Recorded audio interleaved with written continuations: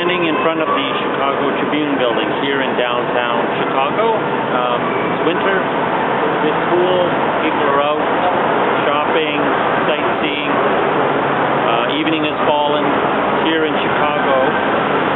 I've written a book in part about a significant Chicago figure that you in all likelihood have never heard of. He's still significant. The Chicago Tribune reported on him about 100 times. This Illinois figure went on to become one of the most famous men in the world during his lifetime. But the Tribune doesn't seem to be interested in him now.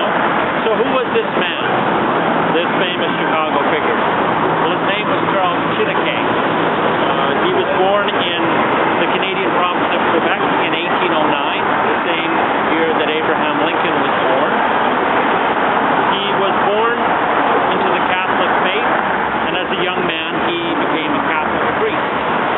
He became famous for his work for temperance in Quebec. He persuaded a reported 200,000 people in Quebec to give up drinking, something like half the province, and most households in Quebec had a portrait of him in their household.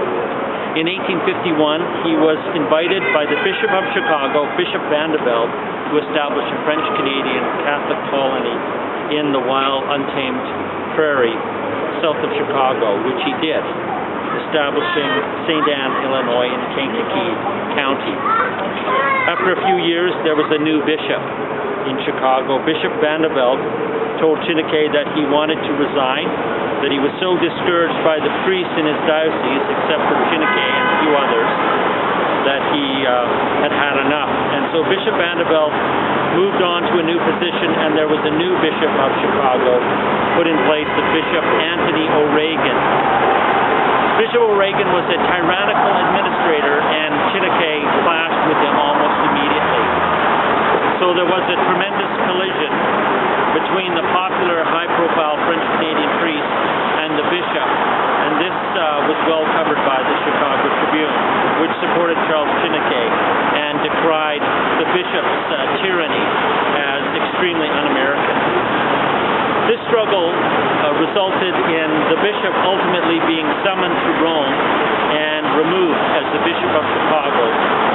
Before that happened, Charles Chineke alleged that the bishop persuaded a prominent Catholic man to prosecute Chineke.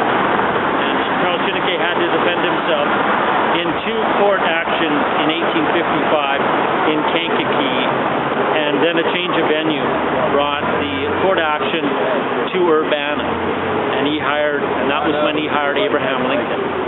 And Lincoln defended him successfully through the spring and the fall term.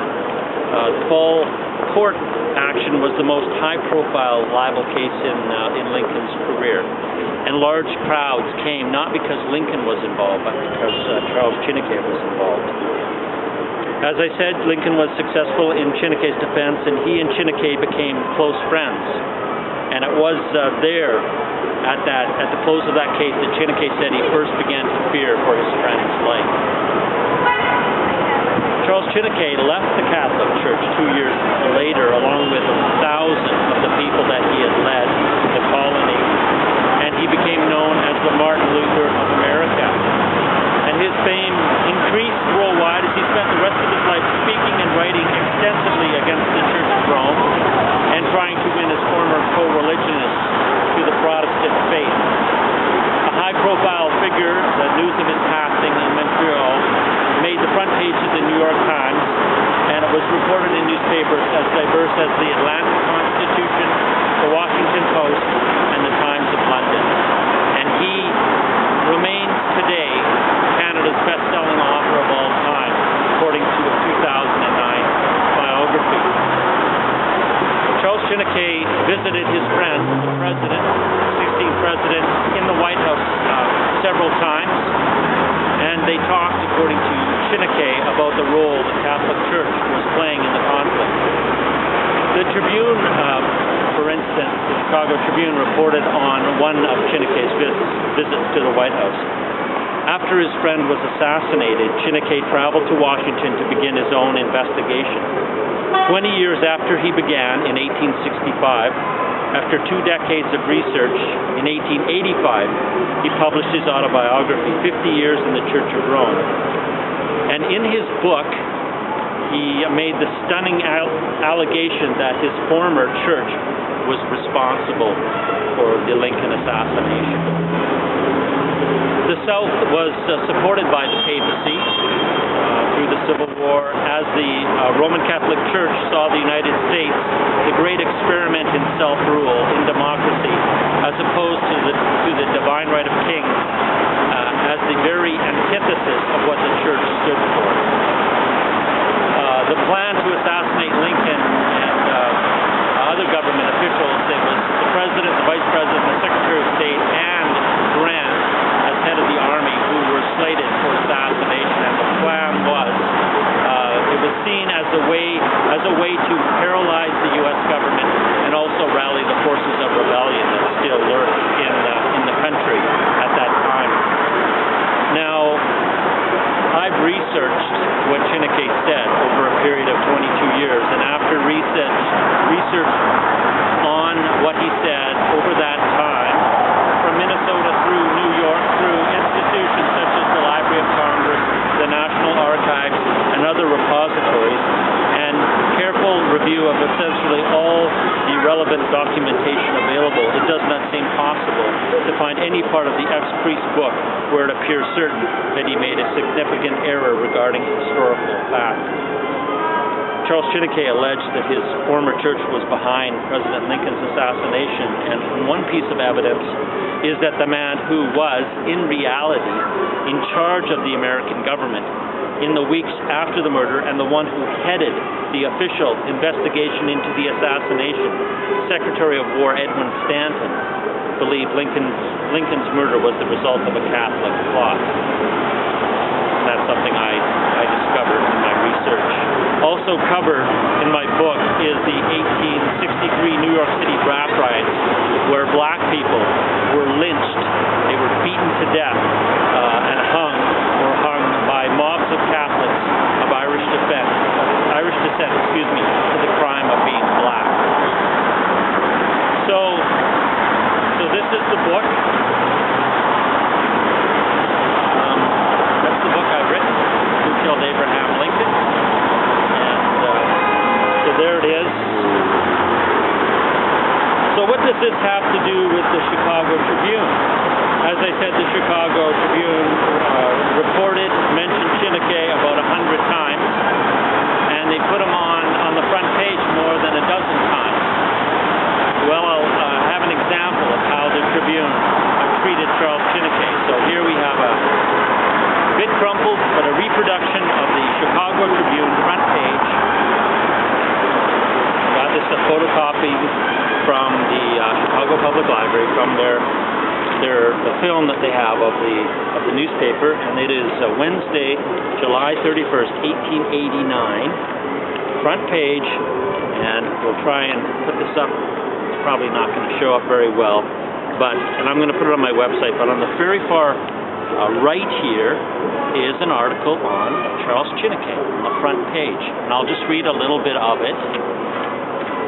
The headline is 80 years old. It is the report of his 80th birthday on the front page of the Chicago Tribune.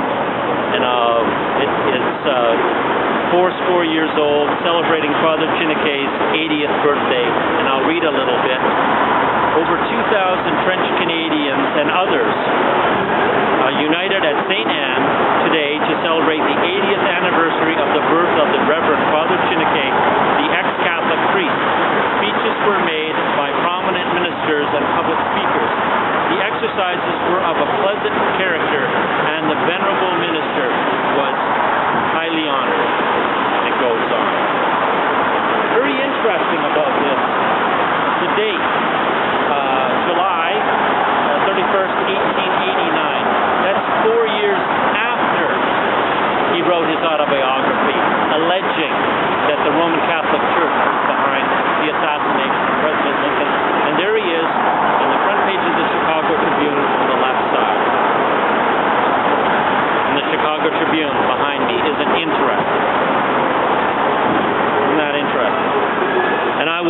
put this on my website, so if anyone wants to, they can go on and look at it and read it. Now, if you could go in behind me, there's a lobby. If you go into that during their normal hours, and if you go in to your left, up on the wall, there is a statement up on the wall.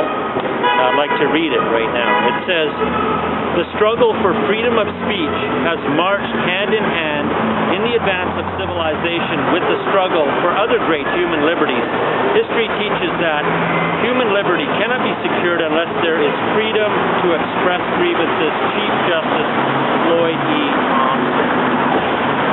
Well, isn't that interesting? So is what I've been saying important? Probably 99% of Chicago residents and the people of the United States haven't heard of Chineke. Shouldn't the people of Chicago hear about this man? But the Tribune is apparently not interested. It seems that the Chicago Tribune has become so politically correct that one has to struggle with them over freedom of speech. Instead of being in there, where it's nice and warm, talking to them, I am out here in the cold because the Tribune appears to be so politically correct. They will censor their own history, no matter how interesting, no matter how compelling. So, at this time, I'd just like to say this to the Tribune. Don't be afraid. Don't be afraid of your own history. Don't be afraid. Don't live in fear. That's no way to live. Don't be afraid of the truth. That's what I say to the Tribune today. The truth shall set you free. So thank you for watching, hearing what I had to say. More information is available. If you're not watching this from my website, is on my website, www.salmo